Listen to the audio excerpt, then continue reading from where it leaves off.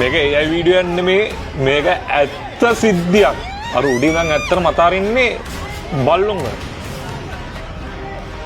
මේක වෙන්නේ පිලිප්පීන් වල තමයි මේක වෙන්නේ අද දවසේ. ඒ කියන්නේ දෙසැම්බර් 10 තමයි මේ සිද්ධිය වෙන්නේ.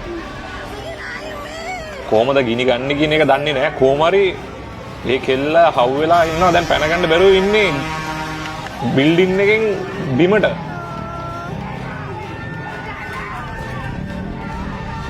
දැන් තමයි එන්නේ ගින්නේ නමුදව. ඒ කෙල්ලට පැන ගන්න බැරුණා.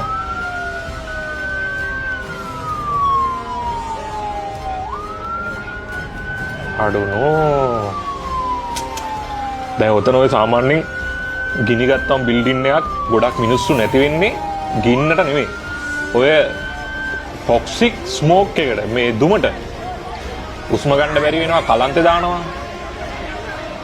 අර කෙල්ල ඒ කෙල්ලට පැන ගන්න තිබ්බා. ඒ කෙල්ල පණින් නැතුව මුලින්ම කරේ බල්ලෝ ටිකව එළියට දැම්ම එක. ගින්න ඒ පැත්තටම වැඩි වුණා. ඉන්නවා කෙල්ල ඉන්නවා.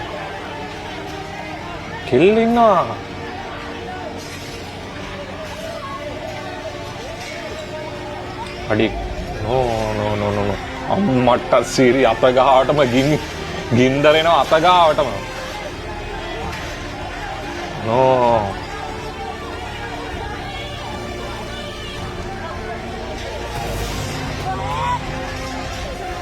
ආඩෝ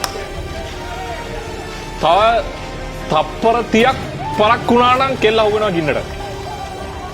තප්පර 30ක් කෙල්ල බේරුණා. කෙල්ල විතරක් නෙමෙයි බල්ලෝ දෙන්නවත් බේරලා තමයි කෙල්ල බේරුනේ. වාව්.